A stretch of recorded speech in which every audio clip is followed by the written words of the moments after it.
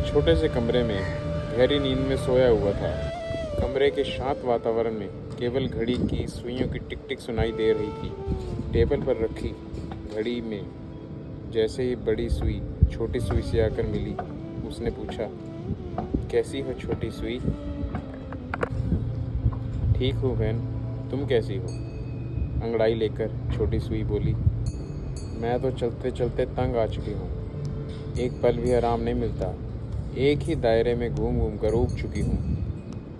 रामू का कुत्ता तक सो रहा है, मगर हमें आराम नहीं। तुम ठीक कहती हो बहन। रामू को देखो, कैसे खुद घोड़े बेचकर सो रहा है। सुबह खुद उठाने का काम हमें सौंप रखा है। सुबह 5 बजे जब हम अलार्म बजाएंगे, तब कहीं जाकर उठेगा। क्या फ़ायदा ऐसी ज़िंदगी का? हाँ बहन, क्यों ना हम भी चलना बंद कर दें? बड़ी सुई ने अपना सुझाव दिया। छोटी सुई को भी बड़ी सुई का सुझाव बहुत पसंद आया और दोनों ज्यों की त्यों वहीं ठहर गई। सुबह जब रामू की आंख खुली तो कमरे में धूप देखकर वह चौंक उठा। उसने घड़ी की ओर देखा तो अभी रात के 2 ही बज रहे थे। रामू घबराकर बोला, ओहो, आज तो इस घड़ी ने मुझे धोखा दे दिया। बहुत देर हो गई उठने में, अब पढ़ाई कैसे पूरी होगी? रामू गुस्से में चिल्लाता हुआ कमरे से बाहर चला गया। उसे इस तरह गुस्से में बाहर जाता हुआ देख छोटी सुई हंसकर बोली, अब इसे हमारा महत्व पता चलेगा। रामू के पिता ने जब घड़ी को बंद देखा तो वो घड़ी को लेकर घड़ी ठीक करने वाले के पास ले गई। घड़ी ठीक करने वाले ने अच्छी तरह उसे खोलकर उसका निरीक्षण किया। काफ़ी देर निरीक्षण करने के बाद उसे कुछ समझ नहीं आया। वह बोला, आप इसको ले जाइए, अब ये काफ़ी पुरानी हो चुकी है, बेकार है।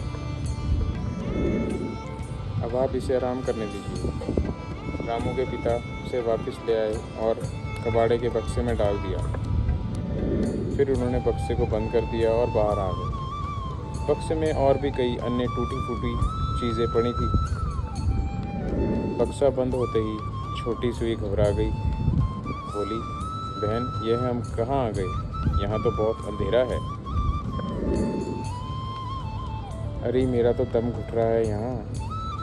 बड़ी सुई कराती हुई बोली, ये हम किस कैद खाने में आ गए? कोई हमें खुली हवा में ले जाओ। किंतु अब उनकी बात यहाँ सुनने वाला कौन था? उनको अब वो समय याद आ रहा था जब वो राजू के कमरे में टेबल पर बैठकर शांत से इतराया करती थी।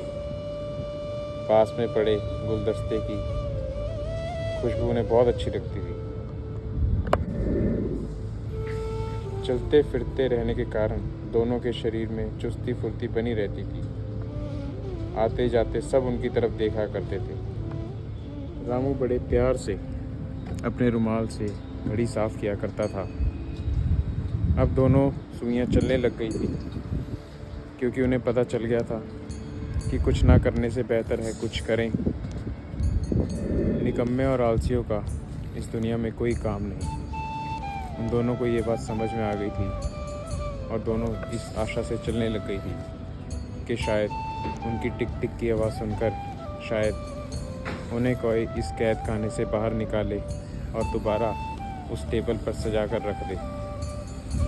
फ्रेंड्स, चलना ही ज़िंदगी है। जब तक आप क्रियाशील रहेंगे, चलते रहेंगे, आपकी उपयोगिता रहेगी, आपका जीवन सफल माना जाएगा और आपको भी उसी जीवन में आनंद आएगा।